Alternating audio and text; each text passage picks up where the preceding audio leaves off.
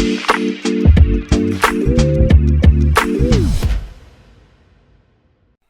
right, hello, and welcome back to the Chase Thomas Podcast, taping this on a Thursday afternoon here on Blue Wire Pod Network, where I'm now joined by a first-timer on the Go Big Orange Friday. We're doing this a day early here on the program. Brent Hubbs of Volquest, now of On3 as of just a few days ago, so go subscribe to On3 and Volquest.com if you have not already done so. It's worth it.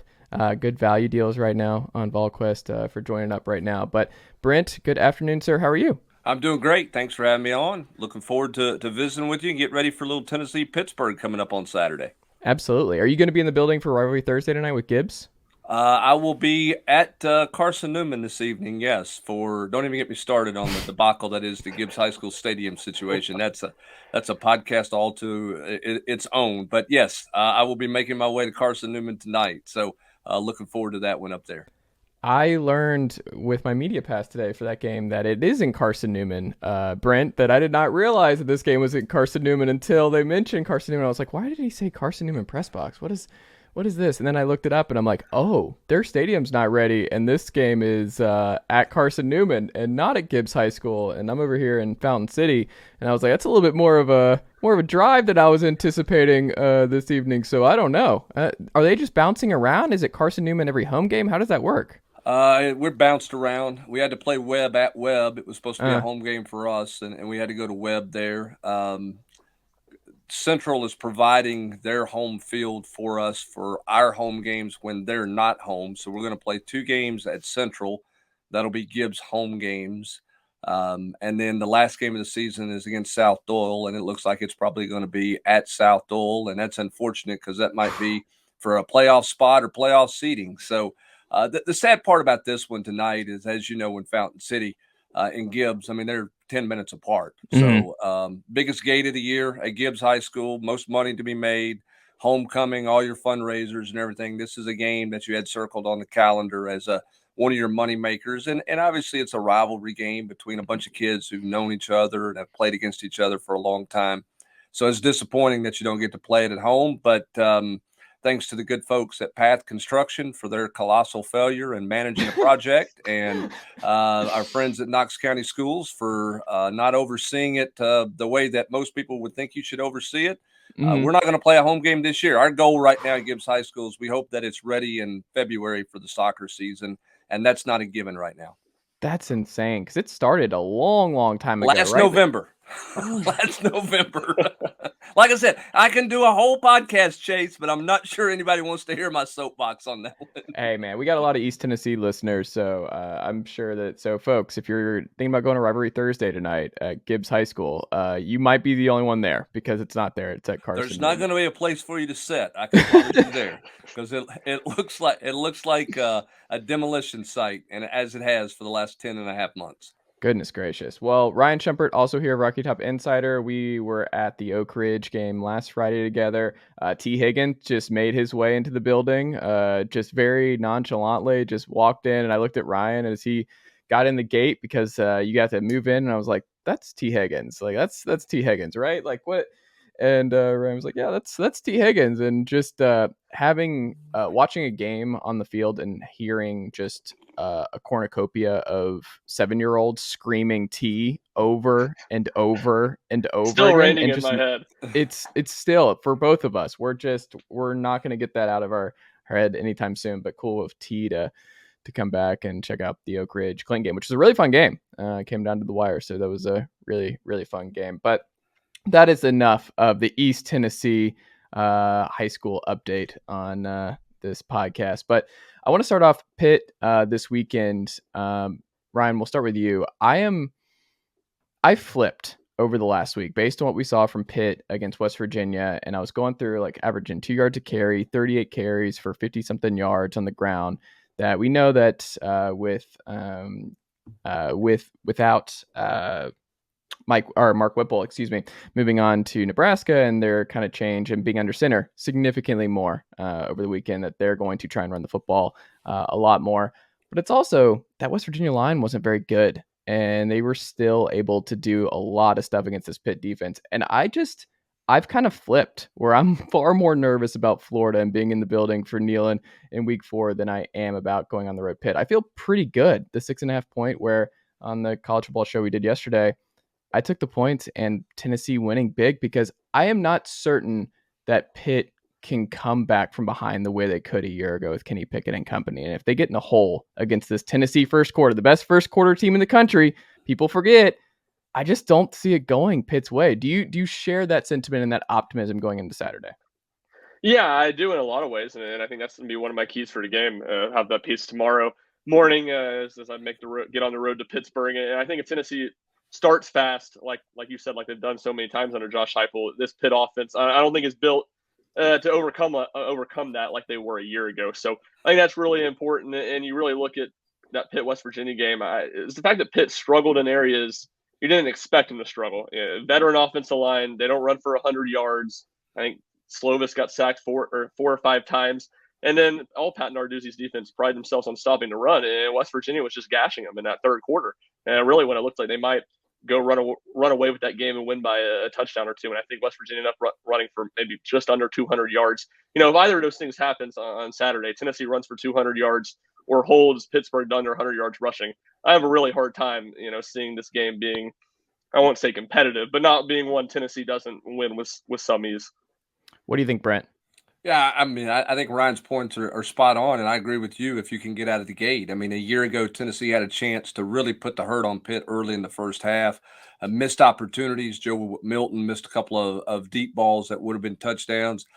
Tennessee was first in goal in the second quarter, and Cade Mays got a unsportsmanlike penalty for diving on a pile. They go from inside the 10-yard line, pushes them back out 15 yards. They end up having to settle for a field goal. Big momentum shift in the game there for Tennessee. At 13 penalties. There were a lot of things Tennessee did wrong a year ago and still had a chance to win that football game late. Here's the other thing, too. Josh Heupel and Pat Narduzzi are going after each other for the fourth consecutive year, which is unusual in non-conference games. You don't see that happen very often, just the way the schedule fell. Pat Narduzzi's never held a Josh Heupel offense under 31 points. And two of those have been losses. They've just outscored. Pitt's been able to outscore because of in large part because of a guy named Kenny Pickett. And you're right, they don't have Kenny Pickett now. So if Tennessee's offense can be, 35 points in this game, I'm not sure Pitt can match at that point production based on what we saw in week 1. Now, Narduzzi has totally challenged his team. He called them out, basically called them soft in the line of scrimmage coming out of the backyard brawl. How do they respond to that this week? How much more physical do they play this week than they did a week ago against West Virginia? Interesting. Are you surprised that you had a really great podcast with Jackie Sherrill this week that I highly encourage folks to go check out? And this kind of reminded me with the Johnny Majors Classic. Were you surprised that Tennessee didn't just do the layup and do the orange pants on the road at Pitt? Like with how smart they've been about their uniforms and prioritizing this kind of stuff, were you surprised that they didn't do the orange pants? I am, because Coach Majors loved the orange pants, but the uniform thing is a player council vote. And no offense to those players and no offense to Coach Majors, they don't know, those players don't know who Johnny Majors is. I mean, they can get a history lesson about what he did at Tennessee, but they don't know the history, and they shouldn't. It's not their fault. They love those stormtroopers, or I guess they call them icy whites now, or whatever they call them. That's a favorite uniform of that team. And so that's a player council vote on what they want to wear, and that's why they ended up with the white uniforms. But I was a little surprised because, Tennessee did not wear orange pants for years under Coach Fulmer. Ryan, Coach Fulmer did not like the orange pants because Johnny Majors liked the orange pants. So that's why he didn't wear orange pants. That's the biggest reason why he didn't wear orange pants. He rarely wore them, just very, very rarely. He always wore white pants. Coach Majors loved the orange pants on the road. He just absolutely loved that uniform. So a little surprised, but again, it was a player vote thing. And I think at this point, in the day and age we're living in, and with student athletes now, that they got a lot of power on a lot of things. And I think if you're a coach and that's what they want to wear, you're gonna go, okay, let's go wear them. If that makes you play better, let's go wear that uniform. And that's why they're in the icy whites. Wait, is there like a straw poll? Like, how does this work when the player council on this? Are they just like pulling straws on like what uniform we're going? How does that work? I would say that it's the guys that are the most vocal and Okay. have the most locker room credibility, probably carry the largest vote, and say, hey, this is what we're going to wear. And most of those guys probably agree. Again, I mean, if you get in that locker room, and Ryan, this, talk of those players, you get in there and say, hey, do you like the all-white uniform on the road? They're going to go, yeah, let's wear that. That's the uniform we want to wear, because they love that uniform. Baseball guys are like this too, right, Ryan? Yeah. I mean, they got about 7 combinations, but there's a couple that they like, and they gravitate to those couple whenever they can.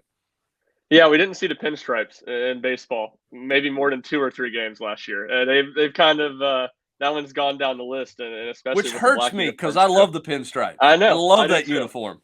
Wait, do you have that above the cream though? The cream's number 1, right? Like, we all universally look at cream number 1, right?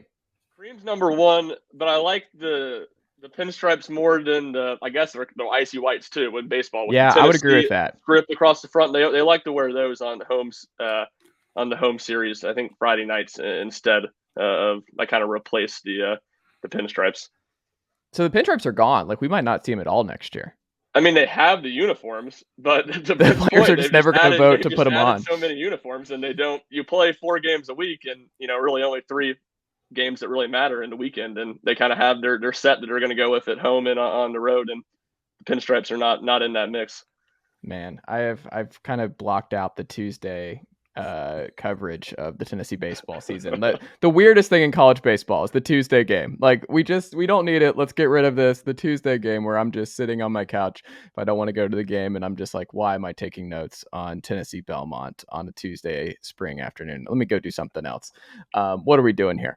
Ryan, when you look at the matchup here, though, what is the most intriguing? Is it something with Brew McCoy? Is it just how many receivers get snaps and what kind of snap counts they're going to be on against Pitt? What is the most intriguing element that Tennessee is going to throw at Pitt that you're gonna focus on Saturday? Yeah, I mean, I don't know if this is necessarily something that's going to be massive just specifically in this Pitt game, but for over the course of the season, I'm just interested to see, does Tennessee keep playing so many guys on defense early, and especially those young guys. I mean, you saw Elijah Herring, Josh Joseph's second drive of the game against Ball State, and they talked all fall camp about how much better depth they had on defense. Now they're going to play more guys, but to see those freshmen get those opportunities as early as they did, I didn't expect myself. So that's probably maybe the number one thing, that it's easy to do that against Ball State, especially get an interception on your first play of the game and a touchdown on the second play of the game. You can give those guys opportunities. I'm going to be curious to see, one, if they get those opportunities early against Pitt, and if they do get those opportunities early, does that persist if this thing's a game into the second half? What do you think, Brent? I think for me, it's about the left tackle position, and how do they hold up against Pitt's pass rush, particularly on third down. I knew that Ball State dropped 8, and rushed 3 pretty much the whole game. Upon rewatch, I'll be honest with you, part of the second half of the rewatch, I got a little lost in some other things while it was on. I probably didn't take as detailed notes as I should have in the rewatch, so I didn't realize this. But Jabari Small said, I didn't have a pass pro set in the game. I didn't stay in to block anybody because there was not there. That's not going to be the case on Saturday. There's going to be pressure coming. So how does Gerald Mincey handle that? What's Tennessee's answer there? How much do they have to help Gerald Mincey? Do they have to keep a tight end, in the box to block to help Mincey? Does he chip on the way out in a pass route? Is it going to be on the running back to handle that pass pro? Or does Gerald Mincey and J.J. Crawford handle it itself? If Tennessee can block them up front with their 5, holy smokes, Josh Heupel may have everybody running wide open down the field if they can do that. My guess is they're going to have to max protect some, particularly in third and medium situations or third and long situations. So how do those guys handle that? I think that's a matchup within the matchup. I think Ryan's point's a great point. It's easy to play all those guys in a blowout game, and in a game when after the second play, all right, this is over. We're not going to be tested here. Do you, in a much needed drive where you got to have a stop, are you willing to play Elijah Herring on that third down package? Do you trust him enough to go out there and do that, or is it going to be kind of the wait a minute, let's keep our regulars on the field and see if we can get off the field that way? That'll be another storyline certainly to watch on the defensive side of the ball. Interesting. Do you look at this is something that I think this has been a kind of not a running joke, but just something that I think now every Tennessee podcast notes for the last year and a half. And I feel bad for the kid at this point with Warren Burrell, where me just sitting in the group chat with the Purdue game last December and just being like, oh goodness, they figured it out. Warren Burrell is on the scouting report.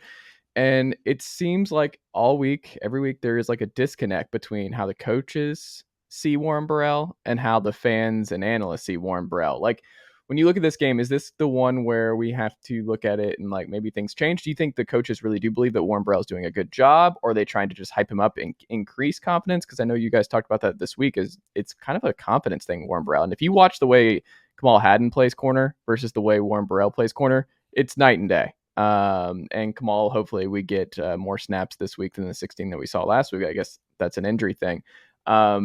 Are you a believer in Warren Burrell going into this year? And are you this week, excuse me? And are you a believer that the coaching staff really does see something and thinks he's fine?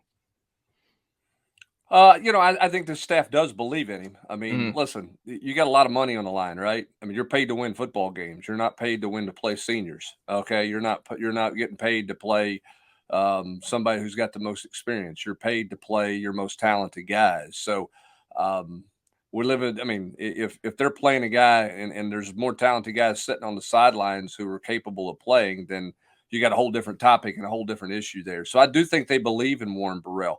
I do think Warren Burrell's confidence gets shaken. I was talking to Jonathan Wade earlier this week on a show we did on Volquest, and he said, Larry Slade told him one time, Jonathan, it just takes one play to get you going in the right way. And we'll see if Warren can get that. But, Ryan, I don't think there's any doubt that when Pitt handed out their scouting report to the offensive guys this week and they gave it to Slovis, the one thing they said was, see where number 4 is at. And if we get a one-on-one matchup out there, let's go try to attack it, because everybody has been doing that for multiple games now, going back to last year. Yeah, I think it also just goes to what else does Tennessee have there? I think he's certainly their best option. He's not perfect. I mean, I'm a big Christian Charles fan, but I think his debut was underwhelming at times, and some of the things he did, and as great as Haddon played, I mean, those are your 3 guys. I mean, I'm not sure even if D. Williams was healthy, he would necessarily be in that group, but he's not, and he's the 4th guy. So that's the 3 guys you got to roll with. Christian Charles is playing his first college games at corner. It's a new experience for him. Really, he got a little bit of playing time early in the year last year. I think got to start maybe in that Missouri game before getting injured, but it's a new situation for him too. And when you have 3 guys and one of them is in a new spot and hasn't been great in his debut, I don't know that it really is a better option than number 4 opposite of Haddon. Yeah, and you don't want to kill Warren Burrell's confidence anymore either, right? I mean, you go. Yeah. It's like you take a guy who's struggling in the batting lineup, you can bump him down in the lineup, but if you set him, it may be a while before you get him back, right? I mean, sometimes you just need to keep going with reps, and you're an injury away. That's your only he would be your only option if somebody else got hurt right now, because they're still thin there. Their depth is better, but their depth's not great at that position. And they were limited last week. I mean, they did not have many options out there. So I think you got to be real careful too about just absolutely killing a kid's confidence, whose confidence may already be shaken by just tossing him aside the way a lot of fans want him to be tossed aside. Now, I'm for playing Haddon more than 16 snaps. I can rotate him either side, right? I mean, play a 3-man rotation there. I'm totally good with that. If he's healthy enough to go, but I don't think you mothball one of those guys, but because you just don't have enough depth otherwise. Do we see Juwan Mitchell this weekend? I don't think so, Ryan. You may have a different opinion, but if I were a betting man, I'm not losing my money on that one. So I would be surprised if he's available this weekend. I'm happy to see Juwan Mitchell on the field before I'm confident Juwan Mitchell's going to be on the field. That's interesting. Do we know what's going on there? Is there rumblings? Is there stuff that we have to talk about off air? What's going on there? Like, is Juwan? It's not injury though, correct? Like, this is not injury related. Josh Heupel's been very coy about it. He's not given any insight. He was very non-committal about him being available to play, even right after the Ball State game in his post-game press conference, and has been that way all week. And talking to people, I believe you're going to see Juwan Mitchell before the end of September. I do think you'll see him play this month. I'm just not sure that it's going to be on Saturday. I'm kind of with Ryan. I got to see him out there to know that he's going to be out there. So we'll see what happens, this weekend. And then obviously more eyes will be on him, I think, the rest of the month. Ryan, do you think we see more Joshua Josephs where he really popped a little bit in week 1, and if the pass rush is not there, do they go young? Do they go like, well, hey, like, yeah, Tyler Barron and Byron Young, like, we'll give you a bunch of snaps, but do you think quicker than some fans might anticipate, where it's like, you just got to get the best player on the field, and if he's like, as a true freshman, he is that kind of mover, maybe you just have to play him more? It might upset some feelings, but do you think we see him sooner rather than later in a bigger role? Yeah, I think you do, because he had a pretty big role in game 1, and he's obviously extremely talented, and he provides something that, Tennessee's defense, I'm not going to say is completely missing, but they were missing last year. And we had plenty of talk about it on the podcast last week about the pass rush, and it certainly, didn't have the game that it wanted to. And there's a bunch of different factors that go into that week 1. So I think you're right. What do we see from him on Saturday? I think that kind of depends. In a lot of situations, can Tennessee get Pitt in the 3rd and long? To me, that's another big key in this game. Pitt, looking at this game, a lot of it reminds me of maybe the Kentucky game last year, where I think Tennessee's offense and its passing game is going to have more than Pitt's defense can handle. But at the same time, this Pitt offense, I think, is going to be able to stay ahead of the sticks and get itself into a lot of 3rd and manageable. Can Tennessee get it in the 3rd and long, get Pittsburgh in the 3rd and long? Can they get themselves in a lot of situations where you want to get your best pass rush unit out there? And I think if that's the case, Joseph's, he might not be in that best pass rush unit right now, but I think that's going to lead to him getting more opportunities. Remember this too. Pitt's banged up at right tackle, and we'll see where they end up going at right tackle. They're pretty beat up there. They could be in a second team guy. They could even be in a walk-on situation in their too deep depth chart at right tackle. If that's the case, then you might even be a little more comfortable playing a Joshua Josephs, who's got a great explosive first step, against a more inexperienced guy versus a guy who's a senior who's kind of seen all varieties of pass rushers out there. So that's another story kind of to keep an eye on too. When you look at Pitt's, personnel, where are they at the right tackle position this week, and how effective can they be there? Brent, last thing on Pitt, if you had to guess which receivers we saw last week in the Ball State game, we do not see this week even get a snap in the Pitt game, who do you think is left out? Oh, I still think that Jimmy Calloway is the guy that's maddening to everybody over there, because I think they all feel like he is as talented, if not the most talented guy, but is just woefully inconsistent. And until he grasps and until he plays with some consistency, whether that's effort, whether that's mental bust, whether that's all those things in between, I just don't know how much of a trust factor there is with him right now. And until he earns their trust on the practice field each and every day, that's the guy who snaps. That's the guy who maybe have a hard time finding snaps when you look at all the guys that they played last week. I think Jimmy Holiday's a good player. I think he's limited, though. I don't think he's got great wiggle. He's got some speed, but he doesn't have a great wiggle. Walker Merrill's gotten better and better. I think, Ryan, this is a Brew McCoy game. I like the matchup with Brew McCoy here 1-on-1, because Pitt's going to play press man on the corners. I think this fits Brew McCoy's style really well. I think this is a chance for him to have a big game on Saturday. Yeah, I like the Jimmy Calloway answer, and I've been on his bandwagon for a while, and it just doesn't seem, at this point in the season or even this year at all, that it's going to be a major role from him. And I think that's probably pretty clear when Squirrel White was getting opportunities earlier than he was last week. But when you look at guys maybe played a big role last week, I like Holiday, maybe Ramel Keaton too. It's just in a game like this, I agree with Brent. I think this is a game that fits well for Brew McCoy, and in a game like this, I have a hard time seeing Tennessee taking Cedric Tillman off the field for a lot of plays. It's just when they talked about it in the preseason. They want to play more guys at receiver. They feel better playing more guys at receiver than they did at the start of the year last year. But when you get in the big game, you're going to want number 4 on the field. And I think as Brew McCoy earns more trust, it's going to kind of be the same way with him. I think those guys, those 3 starters are probably pretty clearly Tennessee's 3 best receivers right now. And in a game like this, I'll be interested to see what the rotation is, but I just would be surprised if it's nearly the size that it was last week, or really even the size that they talked about in preseason camp. Yep, because they were totally comfortable playing 3 last year. I mean, they just basically said after the Florida game, guys, I got 3 people I can trust. Eat your Wheaties, take a play off here and there if it's not coming to your side, and stay fresh as you can, because that's who we're going to roll with. So I think they're comfortable if that's what they have to do. They'll go deeper than 3, but I Mhm. don't see them playing 6, 7 wide receivers a whole bunch of snaps here. I will be surprised if that happens. Interesting. Ryan, your score prediction for this one. What is your final score prediction going into this weekend? Yeah, I've even already written my prediction on the site, and we haven't posted it. It'll go out tomorrow morning, but I've forgotten what it is. But it's something Tennessee 41, Pitt 35, something like that. I think it's going to be a high-scoring game. I think Tennessee wins by right around where that line is So at a Pitt touchdown. covers for you. Yeah, I guess. Yeah, Pitt covers for me in that case. I think it's right at the line. I don't really like either side of the bet much. I liked it a lot more when it was 3.5 or 4, what it opened at last weekend. But no, I think Tennessee gets this done. I just think this is a game that Tennessee's offense and firepower is just going to be a little too much for a Pitt team without Jordan Addison, without Kenny Pickett to really sustain. What do you think, Brent?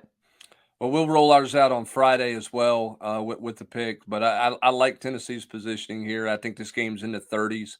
I'm not sure either team gets to the 40-point mark. If Tennessee hits 40 points, then I think they cover and they're going to win, pretty nicely. But I think this is going to be right on the line of the over/under in terms of total points, and right on the line of the of where the where Tennessee is as a 6.5 point kind of where it's hovering at right now. So I think I've got it somewhere like 38-31, 35-31. I'm kind of in that ballpark. We'll see how I kind of finish it out. I've got to finish writing that, to be honest with you. I'm not completely done with it, but I do like Tennessee. And part of the reason why I like Tennessee, and I've said this all week, is and each year, each team is different. I get that. But I just go back to what Tennessee did a year ago in their second game, where they were still trying to figure out tempo and still trying to figure out what Tim Banks wanted. And they're still trying to figure out how to prepare for a game. And they had every opportunity to really handle Pittsburgh at home.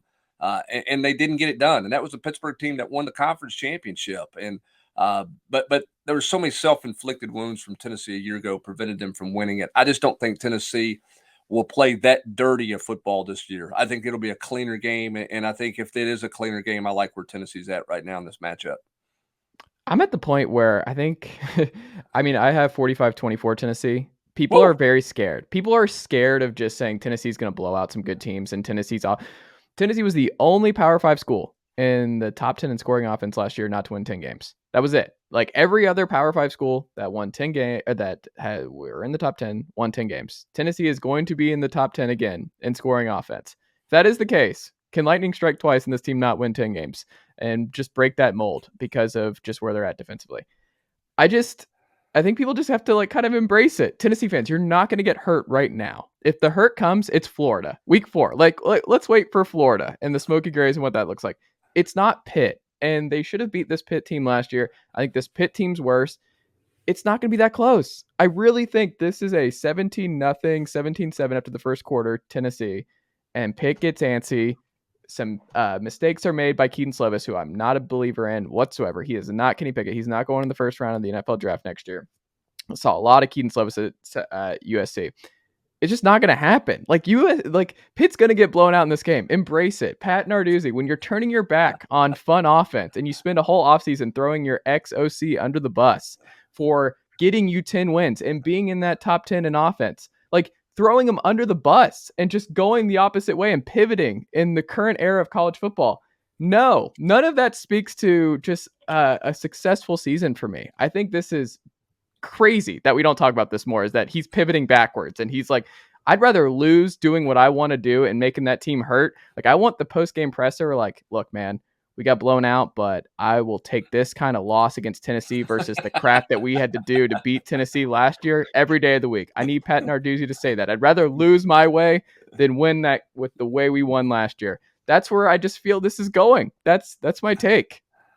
Pat Narduzzi is a big time Jeff Fisher move. Yes, we're going to win 20-17. We may win 24-21, but we're not going to score 30 points. Yeah, that was. I don't know if it was wild. It was slightly wild that he wanted to go in the opposite direction. It was absolutely wild that he threw Whipple under the bus this offseason like he did. But yeah, Chase, if you're going to say it, I'm going to tell everybody I know. Vols first quarter, Vols first half, Vols team over, Vols spread, and let it pay. We are the best first quarter team in the country. Georgia fans around me in the building last fall where I told them, I was like, Georgia's going to be down at the first quarter. Laughed in my face, all around me. And I was like, Georgia's going to be down. Like, I have the 17 points on Georgia, the national championship banner, somewhere in my office. Like, raise the banner. Like, Tennessee was going to do that. Tennessee is going to be up on whoever they needed to be up on in the first quarter. The tempo will always catch these teams off guard. And certain teams can bounce back, like the Kentucky comparison. They bounce back. Like, first play from scrimmage, Tennessee scored a touchdown in the first play. The camera wasn't even ready. Like, we'll never know what happened with those first 6 seconds of the long touchdown run by was it Peyton? That was Peyton, right? It was a patented Javonte Peyton first quarter touchdown, not to catch pass the rest of the game. Exactly that was right. his bread and butter, man. He had just as many. When you give him the ball, it's a TD or absolutely nothing. That was his go-to. Those first 15 scripted plays are pretty good that Josh Heupel has. I mean, and I know it's not hard script. He's just got concepts he wants to get to. But they do. This staff does a really good job scouting their opponent and finding something they can attack them with early in a game. And I think there'll be a lot of people surprised if they don't find something to attack Pitt with early in the game. Because they've been good against Narduzzi in the first quarter in all 4 matchups. They haven't finished a couple of games the way they needed to. The one that they lost at Pittsburgh, they had an opportunity there and gave it away with a turnover late, and then obviously what happened last year. So they've been a really good first half team and a really good first quarter team against Narduzzi. So we'll see what Josh Heupel's concocted up in the old witchcraft room this week with his scheme, because he'll have something for him for sure. Death, taxes, Tennessee, and Josh Heupel in the first quarter. Just embrace it, Vols fans. It's part of our nature. Before we go, Brent, your favorite forum thread on Volquest of all time is what? Guys, it's true. The night Lane Kiffin left town. Okay. I'm playing Chutes and Ladders in the floor with my kid, who was 4 at the time. Okay. My wife was shopping at Kohl's, and I got beat on the story. I mean, it shouldn't be my favorite post, but it is. But I got beat on the story because Chris Lowe had it. And I get a call that it's happening. I look on the ticker. It scrolls across the bottom. I literally like, okay, what am I going to do with my kid? Where's my wife? Thankfully, she was about 2 minutes away. I grab my phone. I post, guys, it's true, ... Then I say, I'm heading to campus. She walks in the door. I said, he's yours for bath time. Good luck. I'm out. And I went to campus, and I came home at 6:45 a.m. The next morning. I spent all night on campus, and that will long go down as the post that started it all that night, and the one everybody on Volquest recognizes. That's why when I posted my farewell on Volquest last week, and or on the Rivals page last week, that's why I posted. The headline was, guys, it's true, because it's been a running joke or been a running conversation on that message board for over a decade now. Goodness gracious. What a time. What a time to be alive. Brent, how do the good folks check out where you're at now at Volquest on 3? What can they go look out for you this week? Deals, how to support and get involved? Sure. It's at volquest.com, and that'll take you right to the page. You can sign up. We've got a great offer going right now. It's $1 for the entire year. You get 12 months for $1. And so all you college kids out there listening, you got $1 somewhere, right? That's 2 trips to the Coke machine somewhere on campus. So, or a trip and a half, I guess, with what vending machines are now. So for $1, you can check it out. We've got tons of coverage to get you ready, just like Ryan and them do at RTI as well. We'll have our predictions. I'll do my 10 things I think, which kind of looks at in depth at some of the matchup stuff coming up. That'll be on Friday, and we'll finish out our podcast series on John Majors tomorrow as well. And then I'll have the cheat sheet on Saturday morning with final thoughts and final matchup things to keep an eye on in the game. And then we'll have our VFL Players Lounge, which is a video podcast with Eric Kane that he's doing with Jonathan Wade and Ramon Foster, a Pittsburgh Steeler mainstay, legend in the Steel City. He gives a little insight into what life is like in the Steel City, and obviously preparations for Tennessee there. So that's coming up on Saturday. Lots of stuff. And again, you can check us out. Real simple, volquest.com. You can get all the latest happenings and take advantage of that great deal. There you go. Ryan, what about you over at RTI this week? Yeah, much of the same. Getting ready for a big game. We'll have 3 keys tomorrow. Had a ton of stuff all week, kind of looking at some of the injury stuff. Talked to Noah Hiles at the Pittsburgh Post-Gazette. He kind of previewed the game from the Pitt point of view for us, and game predictions as well. And both myself and Rick Butler will be in Pittsburgh, get full coverage all weekend long. What is the drive like? What is the drive from Knoxville to Pitt? About 8 hours, I think. Oof. Okay. 8 hours there and back. All right. Brent, are you driving too, or are you on the private jet? I'm not on the private jet, but You're not on the charter? No? I am Okay. in the air. I am in the air. I am going to I am going to be flying. I'm not sure I'm not sure I can handle 8 hours in a car right now, to be honest with you. So I'm I'm managing through a broken hip. So how is that, by the way? You had the surgery and you're right back in. Like, yeah, we're doing good, but riding in a car for 8 hours is not good. So we'll fly up there and take care of that, and then we'll be back on Sunday for all of our coverage. And like Ryan, I mean, it's Tennessee football, right? Yeah. I mean, you can't give everybody enough, so you just try to give them everything that you can physically get done in a 24-hour day, and then you go to bed, get up, and start giving them something else the next day. So that's what we're going to try to do. There you go. Day at a time, gentlemen. Day at a time. And Vols by 90 at Pitt this weekend. There you go. Ryan, Brent, thank you as always. And Brent, we'll have to have you back on again soon. Yeah, anytime. Love to. Appreciate it, guys.